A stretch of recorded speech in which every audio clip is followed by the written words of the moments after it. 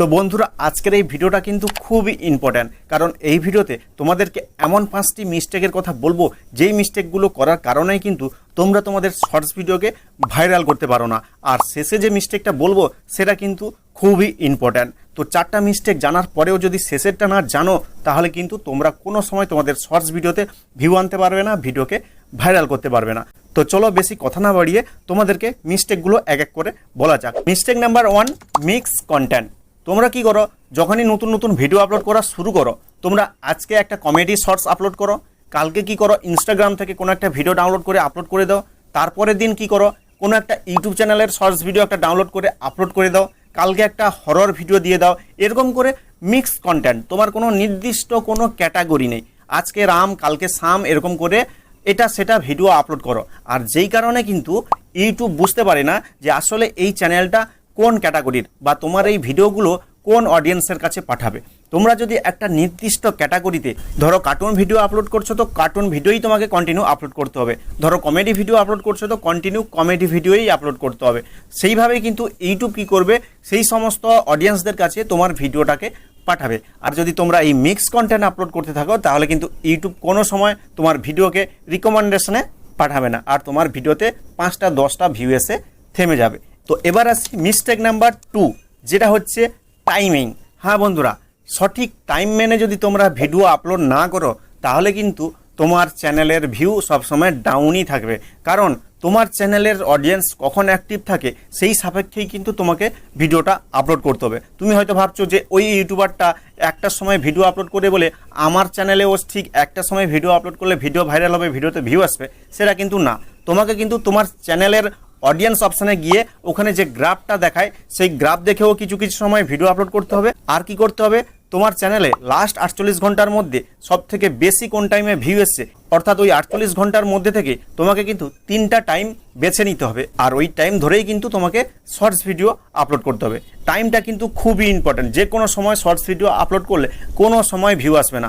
আর এই টাইমটা তোমাকে কিন্তু প্রত্যেক দিন একই টাইম ধরেই আপলোড করতে হবে। ধরো আজকে তুমি একটার সময় আপলোড করছো, কালকেও কিন্তু তোমাকে একটাই আপলোড করতে হবে, পরশু দিনও কিন্তু একটাই আপলোড করতে হবে। যে আজকে সময় পেলাম না, আজকে 5টায় আপলোড করে দিলাম, আবার কালকে এসে 4টায় আপলোড করে দিলাম, আবার কালকে এসে 7টায় আপলোড করে দিলাম। আর এরকম করলে কি হবে, তোমার যে সমস্ত অডিয়েন্সরা রয়েছে তারা কিন্তু বুঝতে পারবে না যে এই চ্যানেলটা থেকে ঠিক কোন কোন সময় ভিডিও আপলোড করা হয়। তাই একটা নির্দিষ্ট টাইম মেনেই কিন্তু শর্টস ভিডিও আপলোড করতে হবে, আর তবেই গিয়ে কিন্তু তোমার শর্টস ভিডিওতে পরপর কিন্তু ভিউ ইনক্রিজ হবে এবং একটা সময় শর্টস ভিডিও ভাইরাল হবে। এবার আসি মিস্টেক নাম্বার 3, ভয়েস ওভার। হ্যাঁ বন্ধুরা, একটা শর্টস ভিডিওর মধ্যে সবথেকে বেশি ভূমিকা যেটা পালন করে সেটা হলো ওই শর্টস ভিডিওর অডিও কোয়ালিটি। অর্থাৎ তুমি যদি তোমার শর্টস ভিডিওর অডিও কোয়ালিটিকে ইমপ্রুভ না করতে পারো, যদি তুমি ঘুমিয়ে ঘুমিয়ে একটা শর্টস ভিডিওতে বলে দিলে টুনি গেছিলো এ গেছিলো সে গেছিলো এরকম করে বলে দিলে, আর ওই ভিডিওটা আপলোড করে দিলে, তুমি কি বললে অর্ধেকটাই তোমার অডিয়েন্সরাই বুঝতে পারলো না, তাহলে কিন্তু ওই শর্টস ভিডিওতে ভিউ সবসময়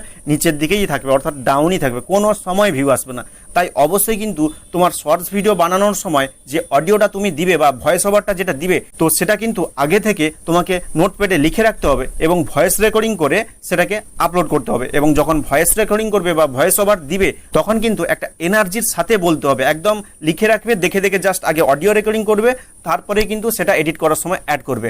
না হলে এই ঘুমিয়ে ঘুমিয়ে উয়া উয়া করে বলে দিলে তাহলে কিন্তু তোমার ওই শর্টস ভিডিওতে কোনো সময় ভিউ আসবে না। এটা কিন্তু খুবই ইম্পর্ট্যান্ট একটা শর্টস ভিডিও ভাইরাল করার জন্য। তো তোমরা কিন্তু অবশ্যই তোমাদের ভয়েস ওভারের দিকে নজর দিবে। আর এই ভয়েস ওভার বা এই অডিও কিভাবে ক্লিয়ার করতে হয়, কিভাবে প্রফেশনালভাবে এডিট করতে হয়, সেটা যদি জানতে চাও তাহলে কমেন্ট করে জানাবে, আমি স্পেশাল ভিডিও বানিয়ে দেবো।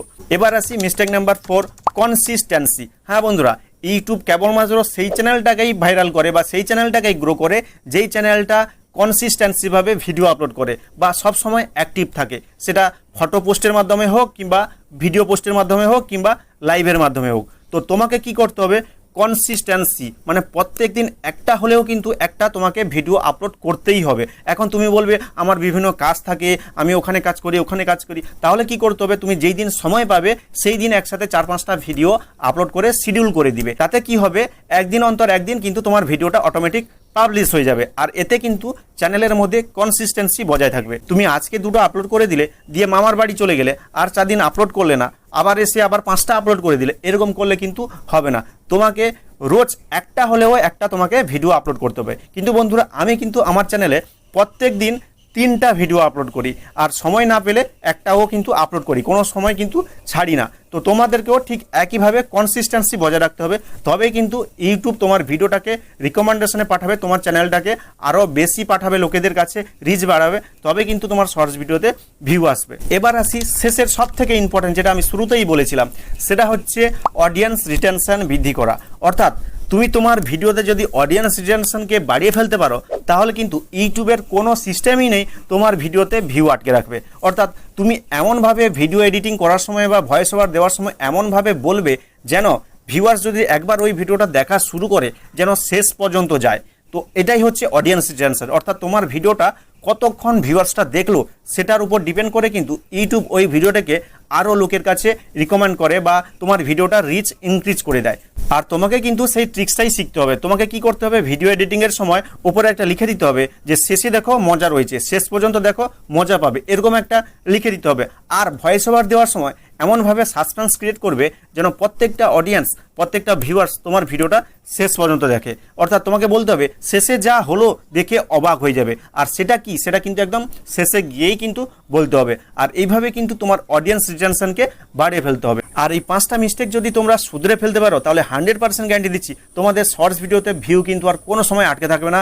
ভিডিও আপলোড করার 5-10 মিনিটের মধ্যে 40,000 50,000 করে ভিউ চলে আসবে, যেরকমটা আমার কার্টুন ভিডিওতে আসে। তো বন্ধুরা আশা করি আজকের এই ভিডিওটা তোমাদেরকে অনেক হেল্প করেছে। হেল্প করলে অবশ্যই একটা লাইক করে দিবে, কমেন্ট করে জানাবে আজকের এই ভিডিওটা কেমন হয়েছে। আর চ্যানেলে যদি নতুন হয়ে থাকো, তাহলে এই ধরনের ইউটিউব রিলেটেড আরও হেল্পফুল ভিডিও পাওয়ার জন্য অবশ্যই আমার চ্যানেল বিএমটিএসকে সাবস্ক্রাইব করে পাশে থাকা বেল আইকন প্রেস করে অল অপশনে ক্লিক করে রাখবে, যাতে করে নতুন কোনো ভিডিও আপলোড করলে তার নোটিফিকেশনটা সর্বপ্রথম পেয়ে যাও। তো বন্ধুরা এখানেই তাহলে আজকের মতো এই ভিডিওটা শেষ করছি। দেখা হচ্ছে পরবর্তী কোনো এই ধরনের হেল্পফুল ভিডিওর সাথে।